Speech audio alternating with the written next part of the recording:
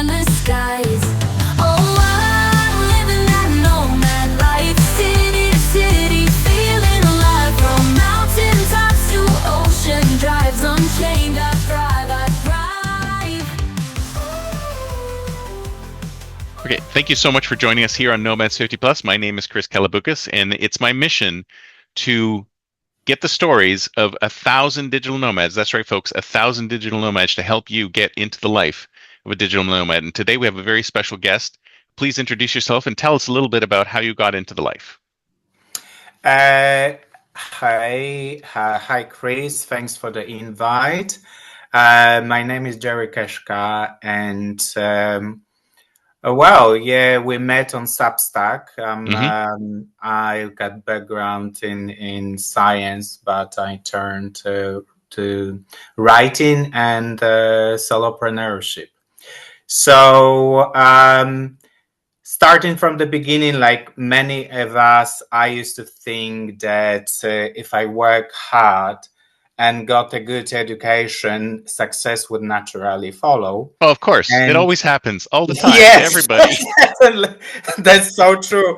And so that I will enjoy my life. And therefore, I earned, I was quite a good student, and I earned PhD in animal cytogenetics. That sounds really hard. That sounds really hard. It was a sort of. It's not as complicated, but it's. I earned PhD in the Institute of Genetics and Animal Breeding, Polish Academy of Sciences near Warsaw. Yeah, so you probably have like an IQ of 220 or something like that, right? You really don't. You would be surprised, to be honest with you, and. You just need to memorize and a lot of things. Yeah.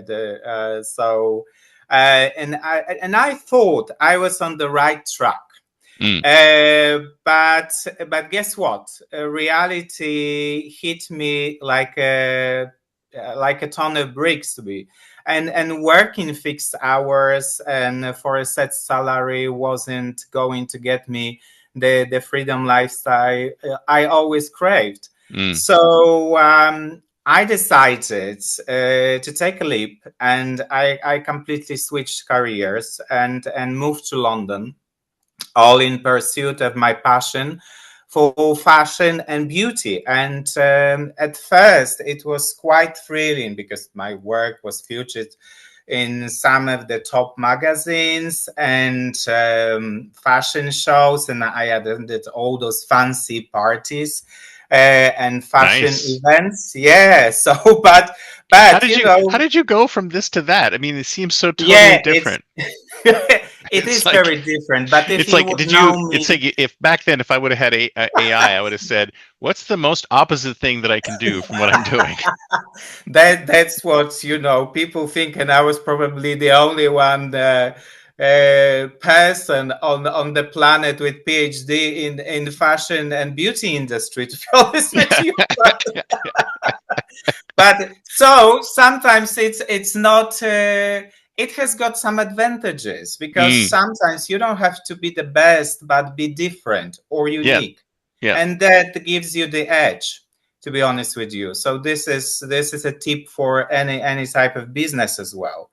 So because it works quite well if you differentiate yourself a little bit, that's what makes you special, and you always find your crowd.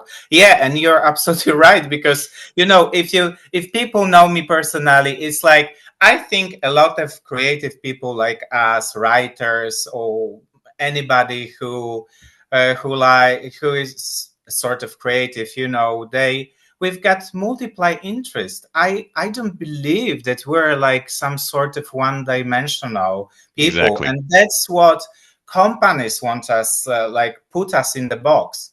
And I always felt very limited and very strangled.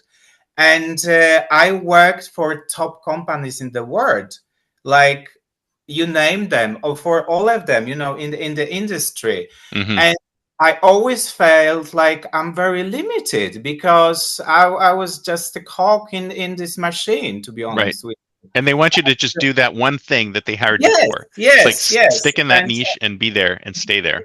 absolutely. And Mm, there is like no way. And the repetitiveness of this, doing the same things over and over again, even in allegedly creative company, but it was like you were repeating the same patterns.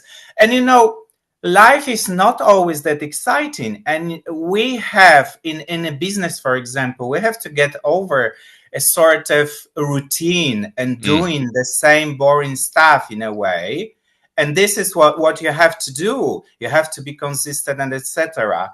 But it's very different because when you do something for yourself, at least you've got control over it to some hmm extent. Of course, it depends whether you provide services or something. Sometimes with the clients, let's be honest, it's like if you provide services, it can be challenging as well, but at least it's interesting. Yeah. You never lose. You always learn something, always. Yeah. Because And some in a people just job, trade it's their employer for yes, clients and they're yes, treated the same way. absolutely. And it's just like you go to work and you meet the same people, you do the same routine, and this is just for me like the idea of hell, and Mm. and living in the same place as well. It's like I I love traveling, and London was perfect because it's so international. Mm. And I met people and I made connection with people from all over the world. And later on, when I decided to travel and explore other countries as well, I it helped me. Mm. If you uh, make all those connections, it's really beneficial for you in private life and in business as well. It's amazing how sometimes your friends may know someone who can help you with something Mm. as well. And um it's like people from Eastern Europe like myself, we think we want to do something on ourselves, but the truth is like what I've learned, and that was a valid lesson in London, you should ask for help. It's Mm. okay to ask Mm. someone, Mm. it's like you don't have to figure out everything on your own. It's yeah, learn from some other people and ask for help. There's nothing wrong with it. It's actually silly to pretend that you will figure out on your own. You can, but it's gonna take you decades. Trust me. So That's right. So so was it's there yeah, were you always did you always want to travel, or was there something that sort of triggered always. your love of travel?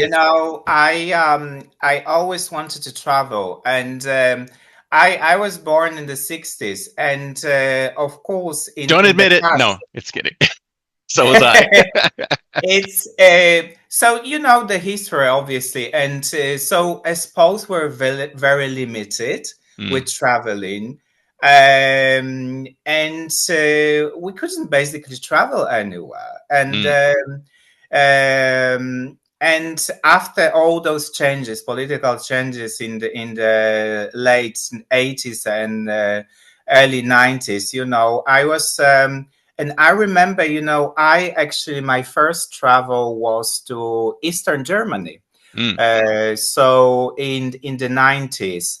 And I remember I loved it. It was like, I found it fascinating. And I made the decision that I will live abroad, Mm. that I will travel.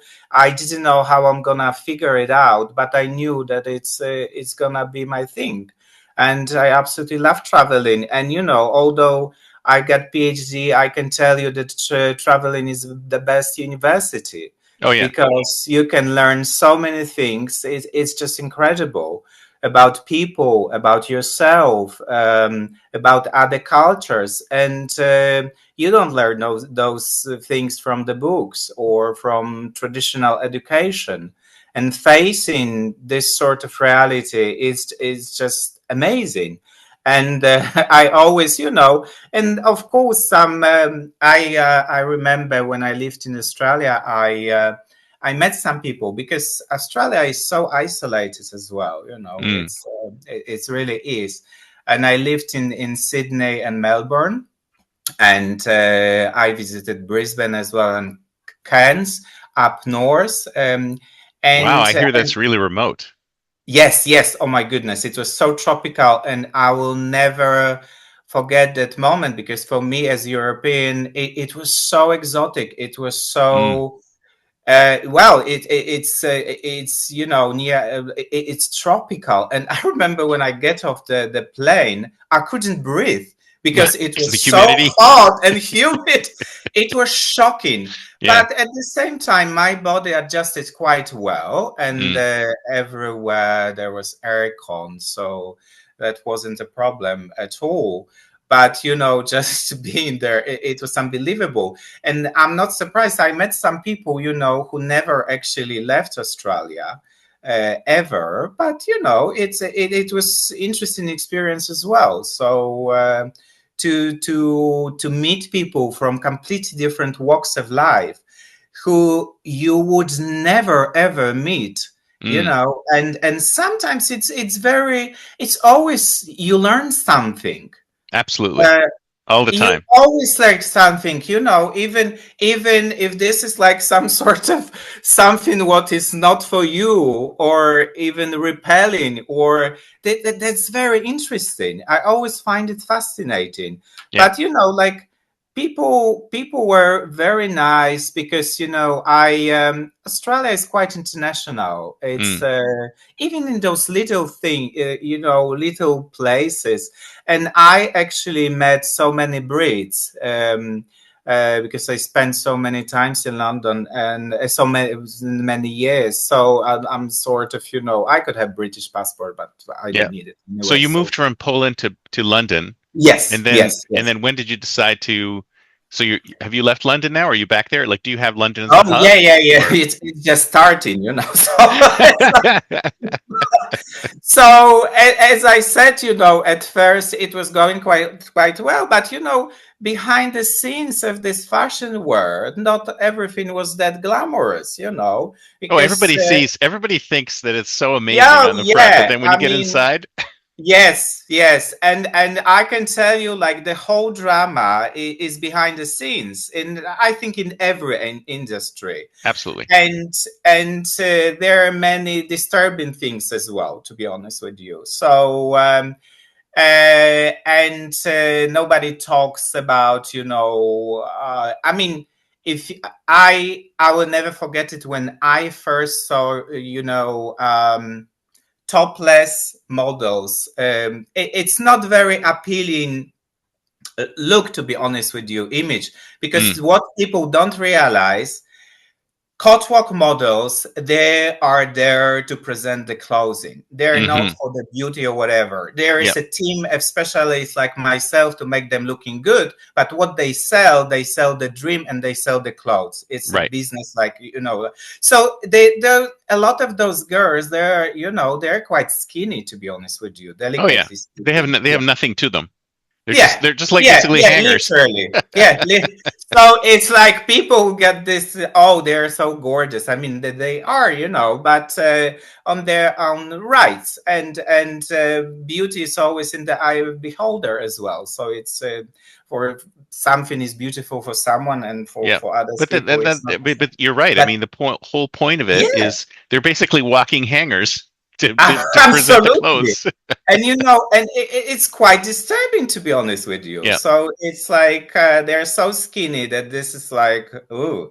And there are other things, people don't talk about. Some models, they're open about it, about drug abuse, about Mm. alcohol, etc. And other stuff. Well, they got to do a lot of things to keep themselves that Absolutely. exactly And like that. Yeah. and to be honest with you, I've got a lot of respect to those girls, because their work is so hard. Because you see, all people, all the team, like photographers, stylists, makeup artists, hairstylists, assistants, we have breaks, Mm. okay? Those girls don't. Mm. So they all the time they need to look perfect Yeah. because that's what they're selling. They're selling the dream.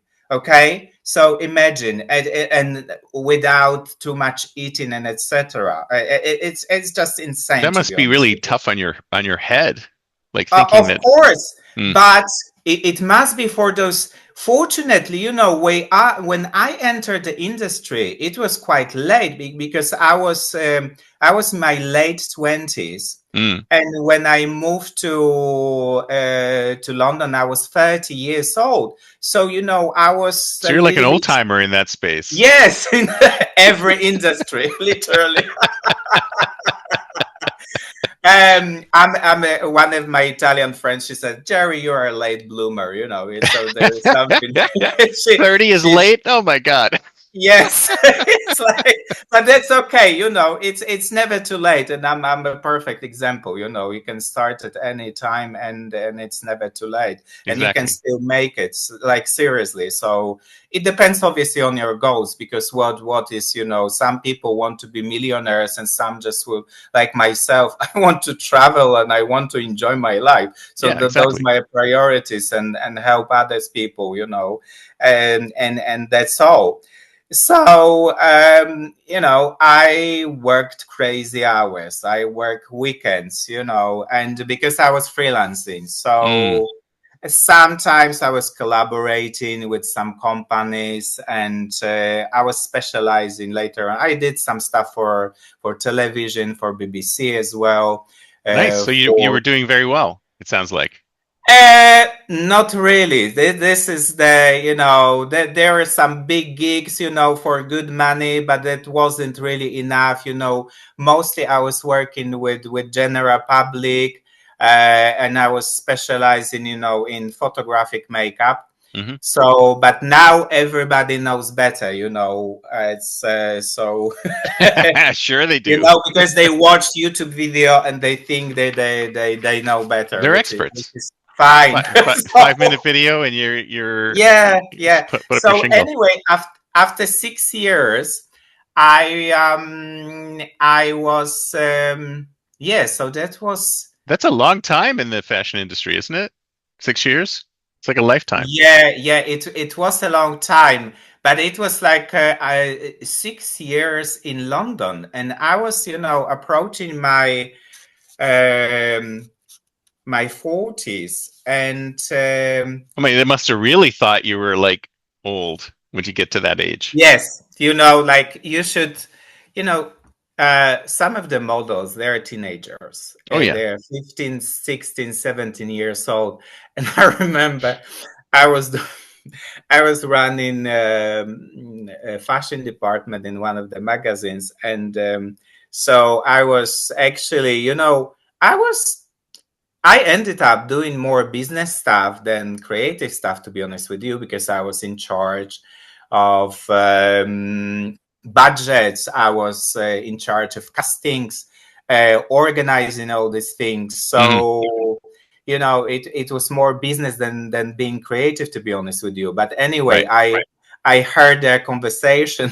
They were like, oh, they were talking about model and from other agencies, because there is a competition between agencies. It's like everywhere, it's like Yeah. between other companies. Every industry, has got absolutely the same. It's like between other, I don't know, institutes, like scientific institutes. They compete Yeah. against Everyone's each other. competing with everybody else. Every That's right. Absolutely, and every industry is the publishing industries, it's got the same. Anyway, they were talking about other model, and this guy, he went, oh, she's old, she's like 20 years old. And I was like, imagine, I was dying.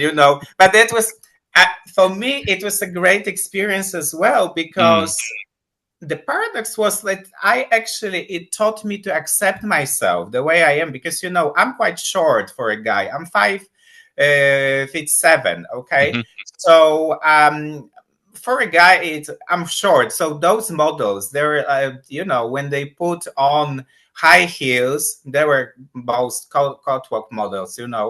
I look like a midget, comparing to them. So Oh it's yeah. like, but I was completely okay with it. It's like And also, there were some of I work with some celebrities as well, and which was a great experience. And that taught me, like you have to accept yourself the way you are and make the most what you have, Exactly. basically. And Exactly. just because of these people, they are so good looking, some of them, and they're like getting over some spot or whatever, and it's like you're thinking, seriously, it doesn't matter. I you know these know people are like beautiful and they're rich and they're like all yeah, this and they still yeah, like obsess that's over like that's one little true. thing. Yeah. That's true. But also, it is, you can create some sort of illusion in media. Mm. And that's what actually we're creating, to be honest with you, because some of those models, they were unrecognizable, even themselves, Oh, I after bet. they were made up, because they look so different. And that was just the crazy part. Yeah. And every single model or celebrity, some celebrities are completely unrecognizable in the street Mm. without the makeup on her or styling. I can tell you, they can walk and you wouldn't really. Yeah. And I was a couple of times in situations like that, especially with more mature people. Yeah. So it was quite interesting. It's almost like Yeah. they're like a blank canvas. They have to try and be a blank Yeah. canvas because someone else is putting their paint on the Yeah. Yeah. canvas. Yeah. And Especially the models, because the models have to have almost no characteristics themselves yeah. because the designer adds the characteristics to the model. Absolutely. And Mm. they're like a sort of actors. They have to play this role to get into the character. You Yep. describe it very well, because every sort of seasonal clothing, there is some sort of specific topic or the theme. Therefore, they need to get into the character to show it. And Yes. to be believable. So it, of course, it was some sort of fun as well at times, but to be honest with you, and after 6 years, I moved to. Oh yes. Yeah, that's actually, I forgot about this story, because I was approaching my 40s and I wanted to go to the States, Hmm. of course, to say San Francisco, Hollywood, and I thought that would be a good idea. Why Hmm. not? And guess what? So at the time, I needed a visa, and I don't need visa now. But I had to bring a pile of documents, and I went to the American embassy in London, and it was terrible experience. I had to bring such a pile of documents, and the guy, he didn't even go through he looked at me, he goes like, you're not admitted visa. And I looked at him, he didn't he yes. It was crazy, and I was like, Jesus, I had to pay for it, Yeah. first of all. Hmm. Secondly, I waited for it, and so I was like, It's not happening." And I asked him why, and he looked at me, and he goes like, "Based on your documents, I got assumption that you're gonna stay in the States, that you're not gonna come back." I said, "You didn't even look at the documents." And I was like, this is a real, you can't make this up. This is my Yeah. real experience. And I was furious. I was like, oh, of course. I was like, what can I do? Yeah. I was Yeah. just refused a visa, and Yeah. that's, Well, and they and have so much power. I had a yes, similar experience when I was moving to the States. It's the same thing. The guy was having a bad day or he was goofing yeah, around or whatever, and I'm like, dude, I'm uprooting my entire family. I'm bringing them yeah, down here, and you're just goofing around with me. It's like, be serious. yeah. It's I terrible. know. And this is, how much effort what it requires. And I Oh had yeah, to collect these nuts. stupid documents for what? That he didn't even look at it? I think that was Did you ridiculous. decide to go to some other country then? Did you say forget it? I'll go to the Yeah, States later. at first, yeah, you know what? And then a friend of mine from Australia, the photographer I was collaborating with, she is very good photographer. And at the time, she was actually her visa in London. She was visiting London for 2 years, but her visa was about to expire, and therefore she had to come back.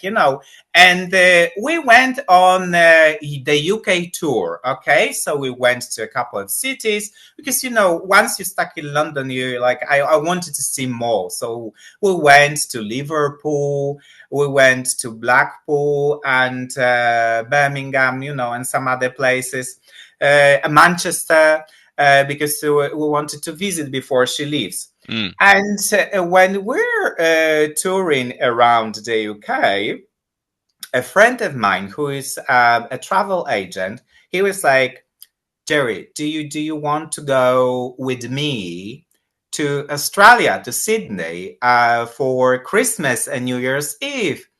Because I got a cheap ticket, somebody just pulled out, Yeah, so I got a let's spare go. ticket. Yeah. And I was like, oh my goodness, Australia, it's like, it's so far Was away. not your first choice. I know, not my first choice. Phil, I was like, no, not really. And so I wasn't sure, but then I told my friend, and she was like, "Oh, Jerry, come on, come with me. We've got a beautiful house, near Coogee Beach, blah blah blah." And I was like, "Yeah, sure." And yeah, because Just going to people be in the koala past, bears and yeah, kangaroos. they're making up these stories, and I was like, oh, I'm not sure about this, but finally she was really persistent. I was like, why not? I Yeah, didn't have it's holidays a in way a out. long time. It's my 40s. I mean, my 40s is 8 days. I've got a birthday in September, and but it will be in December. But I was like, yeah, why not? Hmm. That is a really good deal, by the way. So, and because my friend is a travel agent, so he had like the best hotels as well. And Nice. on the way back to London, we could stay in Seoul in Oh, Korea. nice. So I Nice. So was you like, hit a couple other so countries I on the was way. Yes, so I was like, and I love Asian food. I've got so many friends from Asia, and it's just like I was that would be cool experience. And so I decided to go.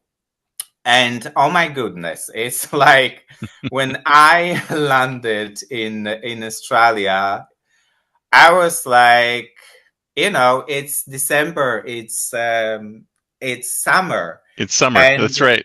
it's and I'm not very traditional. Like I like White Christmas, but I'm not really into all these things. And I know some people do, but Australian Christmas, that was something. Hmm. A drink on the beach, in the hot That summer. sounds like my I kind of was like, Christmas. I like the sound this of is. that. I felt like in heaven, and and a friend of mine. She was right. Her parents has got like a beautiful house. They bought it in the 70s for like next to nothing, for I believe for $20,000 Holy or cow. something. Nuts. Yes. Now it's worth, without doing anything, about 2.5 million, because Oof.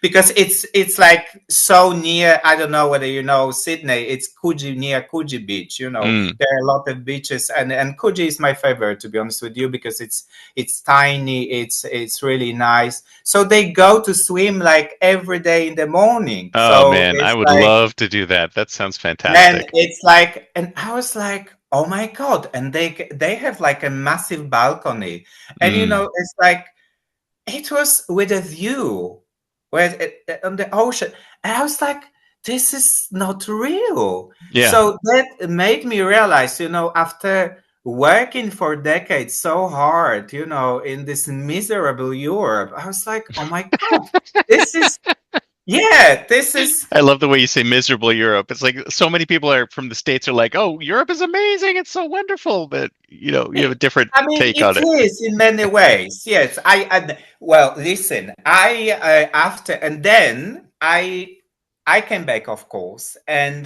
but then I decided to move permanently to the next year. Yeah, so The you had the next, bug. That's where you said, "Look, this I is where I want to yes, be." Yeah. and I never, planned it, and that was like so spontaneous, and But I needed to figure out my visa, of course, but and you needed to you moved there to live there. You didn't move there to think, yes, "Oh, this is just going to be a place to yes, stop by yeah. until I go to other places." Yes, yes. So I had obviously I had to came back, to London, and but then I had to figure out, and 9 months later I was back in Australia, after Nice. figuring out my visa and other stuff. So that's what happened, and I've been there. Yeah, But I what was what there for. so are you is that your hub now or do you travel No, everywhere? no, no, no, no. It's no.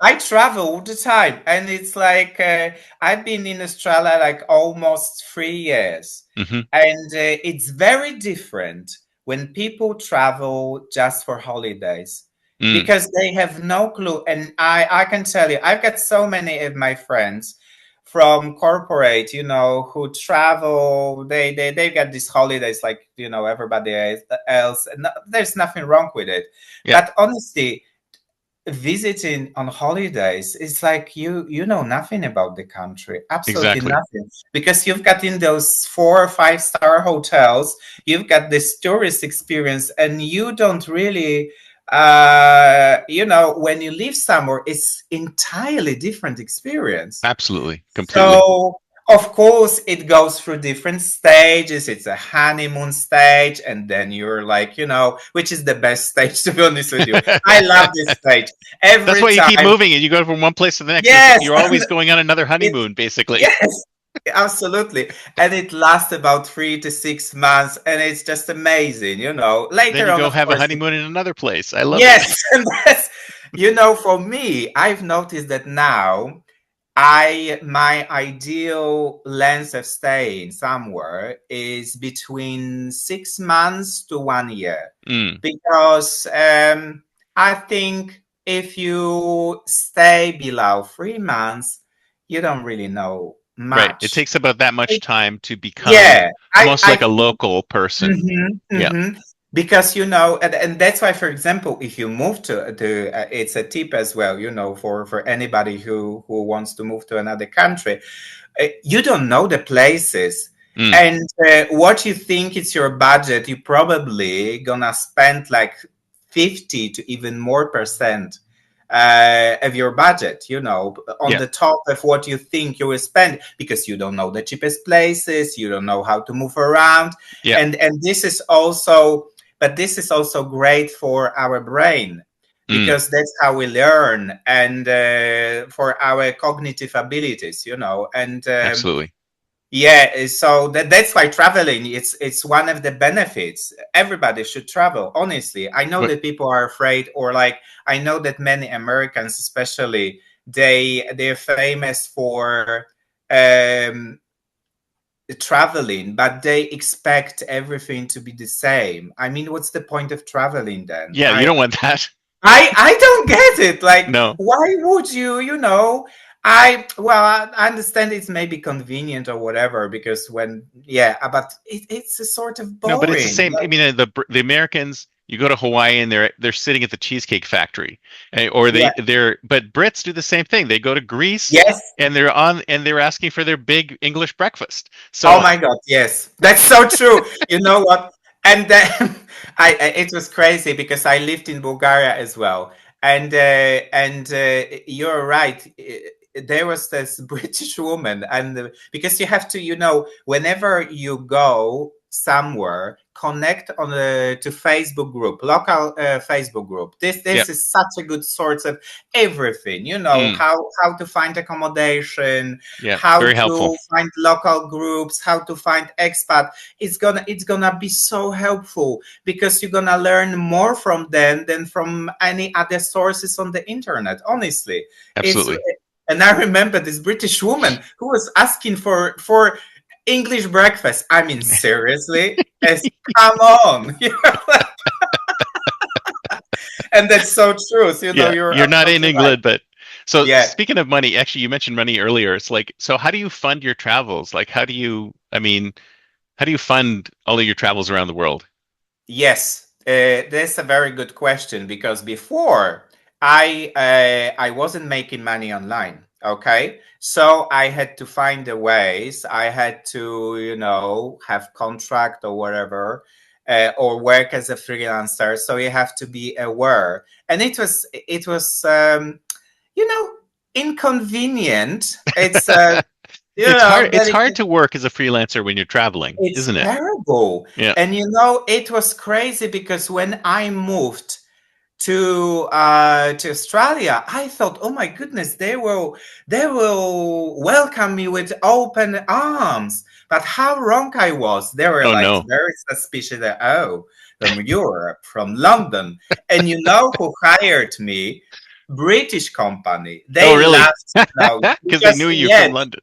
yes, because there's and I got more money than my manager, because that's what I wanted. And she said yes straight away because she laughed. She was British, and they were Yeah. Well, opening. you should be getting more than your manager. That's what I think. I think Yes, it's of all course, topsy-turvy.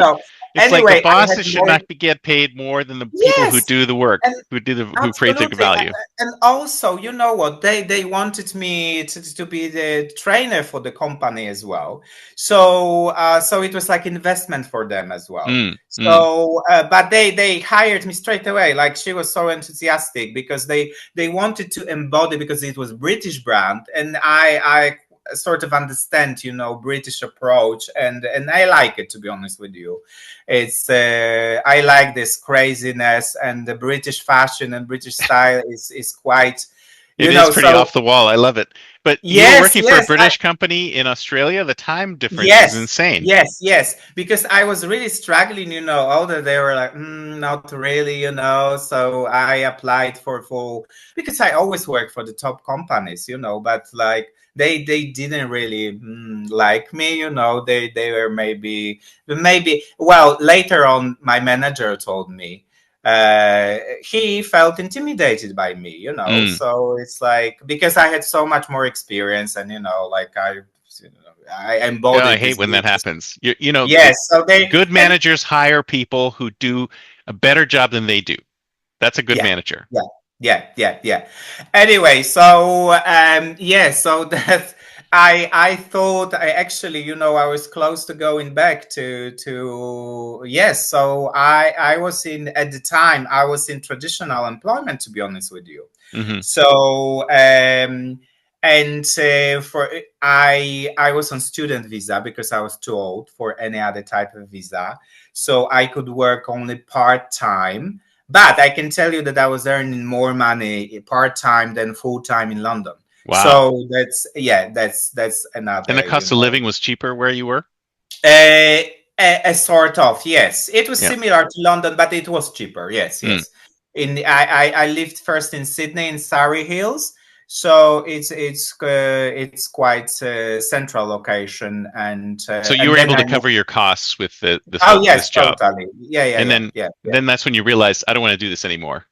Is that when you realized that, or when Uh, did you? yes, I did realize that a little bit earlier, but you know what? The problem was I didn't know how to figure out what can I do, Right. because I didn't know any people around myself, any other entrepreneurial people.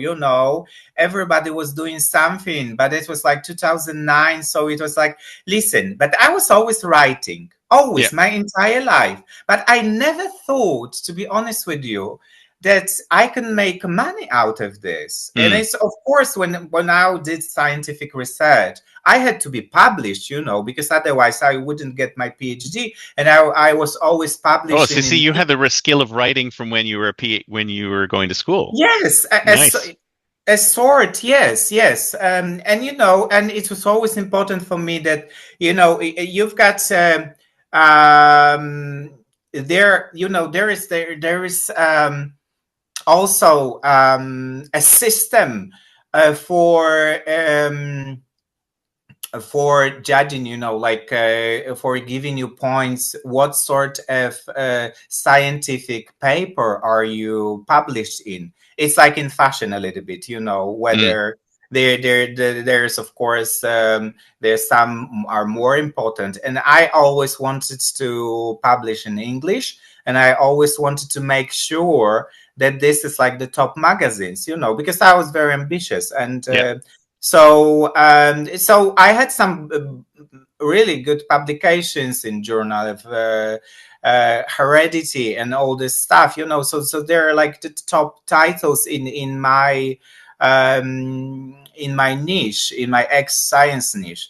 Hmm. So I always wanted to make sure that this is like the top of the tops.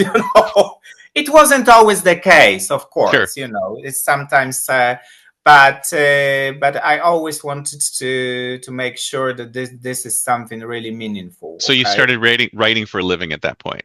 Is that when you switched to writing? No, not yet. No. So I failed at 4 blogs. I had 4 blogs. 4 blogs.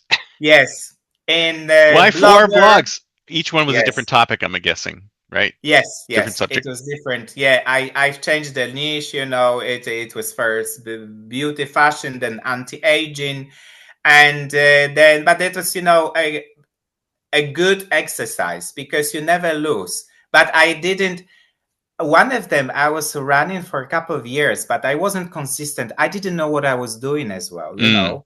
So, but I've learned, how to use WordPress as well because I did it all myself. And Yeah. if I knew before what I'm getting into, I would never do this because Yeah. it's really technical and it requires a lot of skills. But therefore, I taught myself. Of course, I watched tutorials and everything, and then of course I had to learn how to write, how to use the keywords, Yeah. Search engine optimization, all of that stuff. Because SEO, of once course. you built your blog, then you have to get people to Yes, come to your blog. of course, because it's like with every website. It's like, okay, it's great, but if nobody sees this, if you don't get the traffic, so what's the point? Nobody Yeah. cares. So, but anyways, I failed at 4 blogs, and everybody else would probably give up. But it's like. You're persistent.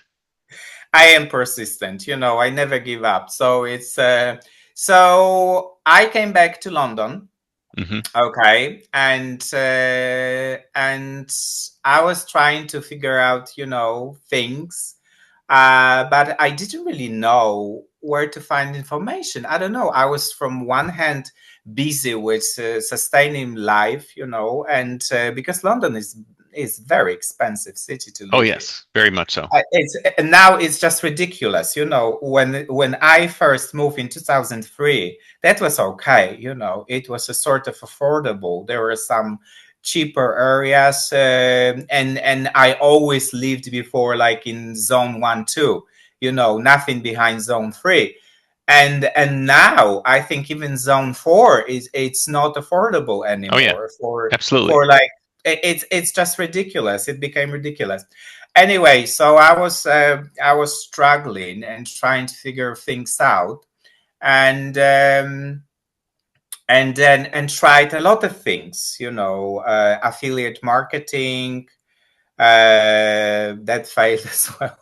And it's like even even network marketing, oh Jesus, it's like So I you went would through a do. lot of these things. Yes, I think a lot of people do. And then I sort of came upon Quora, and I started to write on Quora. Hmm. And that gave me, because, going from with my scientific background, and I had to switch my style as well to adjust to general public as well. And that what really taught me like how to write properly. Oh, And nice. then I made a move to Medium, and that, to be honest with you, at the beginning I was like, oh, I was publishing like once a month, and I was earning like $5 or something. Yeah, that's typical, As right? And I was like, yeah. I was like, how is it gonna make me, any money? But I didn't understand that in the internet leverage and the compound effect as well, you Mm. know. And then I moved to Portugal.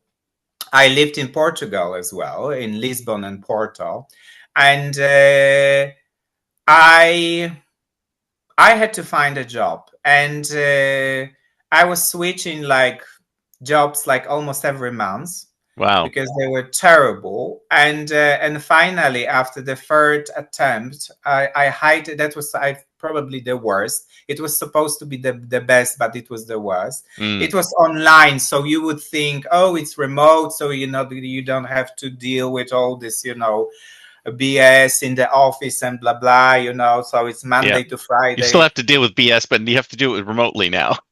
Oh my God, it was terrible. And you know what? I hated the job so much that I decided I would do anything, absolutely anything and everything. And so I started to write and publish every day on Medium. And Mm. after 3 months, I became 2 times top writer in productivity and entrepreneurship. And and I could quit this job. That's Now amazing. It wasn't even your background. I mean, you weren't an entrepreneur or a I productivity did. guru, but you were able to make yourself one. I love it. I was freelancing for years, so Mm. it's like it's of course it's not the same like being an entrepreneur, but you're independent in a way from all 9 to 5. Yeah. So so going back to 95 and going to all these rules, and after 3 months, it was affecting me, my mental and physical health. Because I'll be honest with you, I've got a really strict regime. I got my routines. I exercise every day, I walk every day, I don't drink alcohol at all, I don't smoke, I've never done any drugs. And that was a problem in the fashion industry I as well. bet. It was like, seriously, it really was. Well, but that's another, maybe for another conversation, Yeah. because it was you just can't communicate with people who are high. Mm. Hmm. It's just as simple as that. Yep. And that was terrible. Like, I worked once with a really good photographer. We had some fantastic publications in the States as well. So because he was working for the American magazine, he moved eventually to the States. And he was Dutch, but moved to London, and then he's in New York. But listen, he was like changing his mind every 5 minutes. People on drive, they're unpredictable. I couldn't Jeez. cope with this. That Mm. was just a nightmare. Mm. That was, and everybody thinks that this is so glamorous. No, it was a nightmare at times. Seriously. So I Yeah. had enough of this nonsense. Yeah. I believe it. Um, anyway, so so I was like, so I'm So quite independent. you're able to make enough money to survive Yeah. on Medium. Nice. Yeah. Yes. I multiplied actually my earnings. So yeah, after 3 months. So, and they state, I was 2% top earning writer, so Medium, and but this opportunity is not available anymore. So Mm. if somebody thinks about it, I still use Medium, but only as a source of traffic, because they got very high domain authority. Mm. So I use traffic to my Substack, and that's it. And I get it. I'm focused on building email lists, because it's like I don't have a traditional website, so I don't need it at this point. Maybe I will need it in the future, but I don't think so. And that taught me as well that social blogging it will get you much faster than traditional blogging. With Absolutely. social blogging, it's like where your audience already is. It's like Medium, where Substack now. I think Substack is the best, because in 10 months I was able to grow my subscribers list to 5,000 Mm. subscribers. So, and I had some newsletters before, I was building on Medium and etc., but never that fast. Yeah. And I love Substack. Like it's my favorite platform, and the quality of people over there is just phenomenal.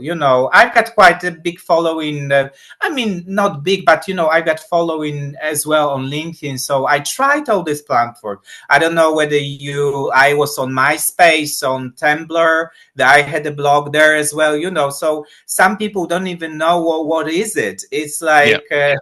So it just shows that I was trying, I was trying hard, and honestly, never ever give up. So it opens so many opportunities because now on Substack I created 4 different income streams. So and I had my consulting clients as well. So I help creators with digital and email marketing because that's what I'm quite good at it. So and like a lot of people, especially like over 50, they don't see even because they're so busy, they're so creative. For example, I was helping one writer, and she was she was one of the best sellers, but she had only physical books, and I was like, why don't you make ebooks? Just ebooks, oh my goodness, that's so complicated, blah blah blah. And I was like, no, on contrary, it's the easiest one. You make a physical books, it's complicated. You have to pack this up, you have to store it, and etc. I mean, there's nothing wrong with physical books. I love physical books myself, but as I travel, I'm sorry, but I can't. What I've learned as well to minimize, my luggage as well. So when I first moved from London to Sydney, I had, oh my goodness, I had how much? I had like 35 kilograms on the plane because I specifically selected this airline for this massive allowance, luggage allowance. And then I had another package about 100 kilograms, with my stuff. Mm-hmm. But when I was coming back to London, I realized that it's gonna be cheaper if I buy new stuff because they were like awfully expensive. Yeah, actually, it's not worth bringing with you. And then I limited everything. I gave the clothes because I had a lot of designer clothes as well. Some of them they were really good, and I'm sure that somebody will use it, and be happy with them. And that was so relieving experience. I'm so grateful for that. And now I just pack, hand luggage and one piece of bigger luggage, like 20 kilograms, and that's it. That's you have to learn to get rid of all your stuff. Yes. So go digital. So that's why, it's digital business is much better. So I also sell digital products, PDF, and I wrote a couple of ebooks, but now I promote just one PDF and one mini course, consulting and sponsorship. So fantastic, and you're easily paying all of your expenses and all of your travels. Yes. At this point, yes, absolutely. So but that thanks to my old clients, to be honest with you, because it depends what. But like I got, it depends because what people are not prepared, they think it's like with the salary that you've got all the time you're gonna get the same amount of money, and you've got better months if you launch product, if you promote yourself, of course you're gonna make more. So you have to learn budget and make sure that you've got enough money, and save, of course, especially for stuff like health, because health is very important as well. And but it's when you travel, it's actually much cheaper and sometimes even better, and especially for my American readers and people from the States. Well, I would love to go for 2 more hours, but I've got to wrap up in a little bit. Okay, so, sure. Yeah, of course. So what are your do you have any final thoughts for somebody who wants to get into life? Absolutely. I've got a message for everyone over 50. Who said that after 50, you need to settle down? Leave so that most people don't understand why you always travel, where do you get the money from, and why the hell are you always so happy?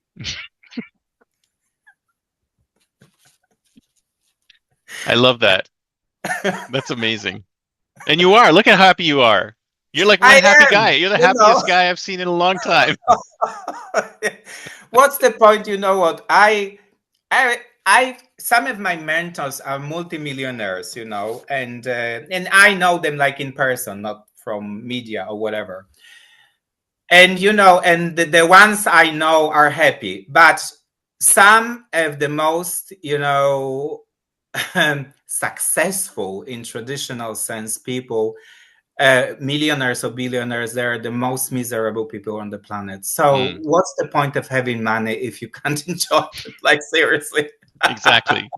Exactly. You're like the happiest guy I know now. This is great. Great. So I'm going to put in all the links to all of your stuff in the show notes. And if somebody wants to get in touch with you, what's the best way? Substack or LinkedIn, you know. So subscribe, message me. I love getting messages, direct messages. It's like I live talk to people. It's like it will, you know, AI is great, but it will never replace the personal touch and human to human connection. Absolutely. And that's the other thing I love about Substack is like everybody seems so accessible. Like there's nobody who's like you reach Absolutely. out to them and they'll talk back to you. Yes. And I'm like, this is so weird. Yes. On Yes. every other social media, it's like you reach out, it's crickets, right? Yes. Now, but here it's kind of like, Absolutely. oh, this person actually responded to me. Yes. It's amazing. Yes. I love it. Well, thank you, sir. Yes. This has been great. Well, maybe we'll do another one because we didn't even cover like a Oh third of no, the yes, topics. it's a lot. So Yes. we'll do this again. Thank you so much. Well, thank you so much, Chris, for the invite. Thank Talk to you. you later. Have a good one. Bye. You too. Oh, Bye.